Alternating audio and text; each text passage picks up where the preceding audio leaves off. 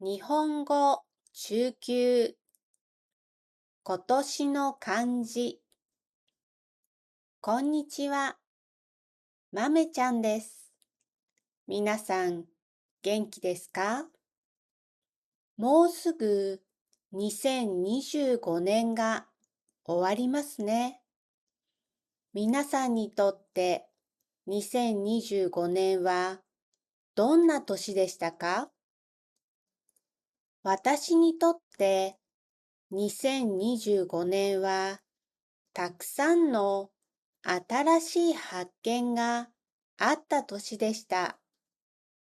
行ったことのないところに行って、この YouTube 用のお話を作りました。そろそろ2025年を振り返って、来年の目標を立て始めている人も多いのではないでしょうか。振り返りと目標設定は大切ですよね。12月12日は漢字の日でした。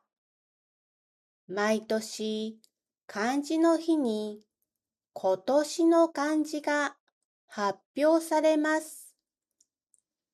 これはその年をよく表していると言われています。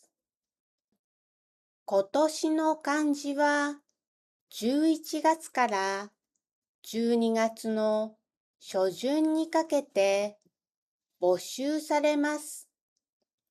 そして12月12日漢字の日に発表されます。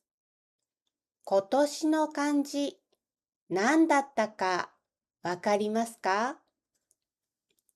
今年の漢字何だったか少し考えてみましょう。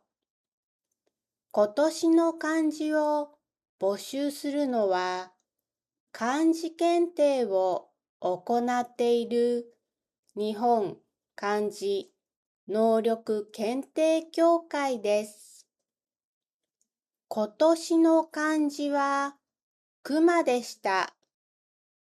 一番投稿があったそうです。今年の秋はニュースで熊を見ない日はないくらいでした。なんで熊って思いますよね。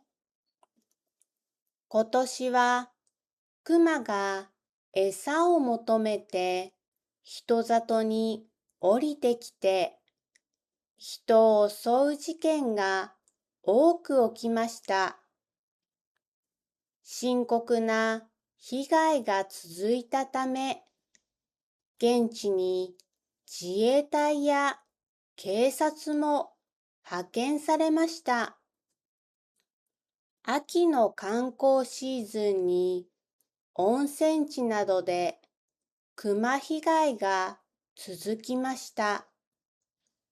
熊が怖いので旅行に行くのをやめる人もいました。今年の秋は熊の話題で持ちきりでした。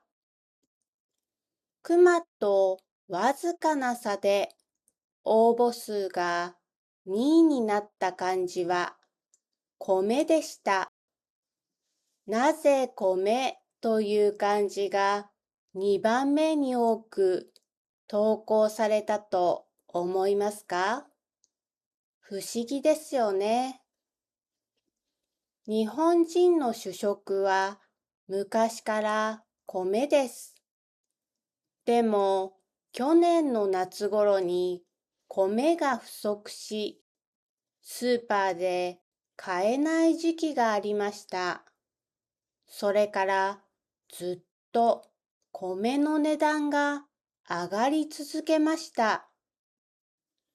米の値段は今でも少し下がったかと思うと、また上がって、今年の12月にはまた最高値を更新しました。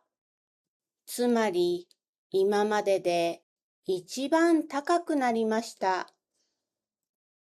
米の値段が上がっているのには、様々な理由があるようです。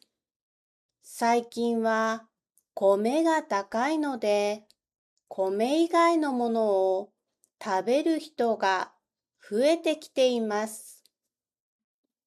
米以外のもの、例えば、そば、うどん、パスタ、パン、お好み焼きなどを米の代わりに食べる人が増えたので、米が余り出したという話もあります。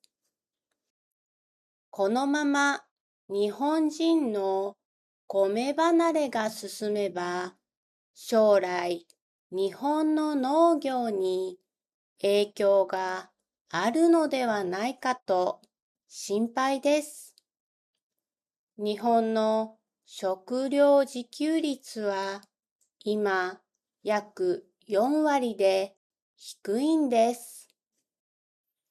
食料自給率とは、その国で食べる食べ物がその国でどのくらい作られているかを表す割合のことです。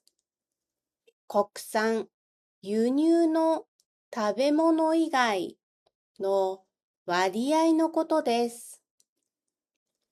そんな中、米だけは自給率が高いです。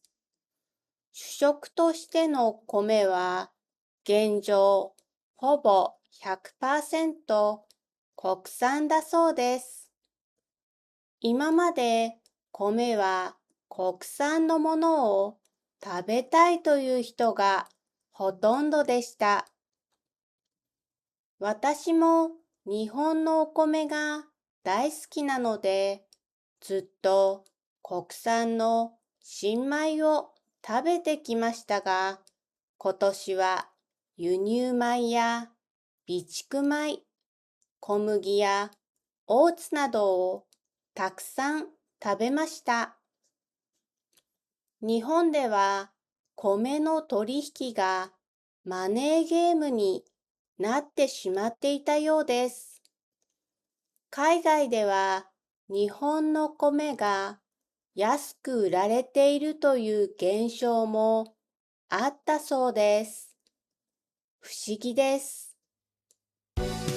問題に答えてください。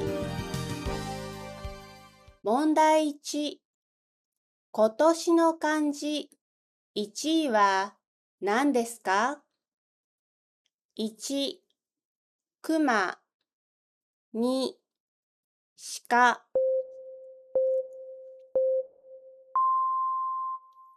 答え1、熊。問題2、日本の食料自給率は現在何割ですか？ 1、約7割。2、約4割。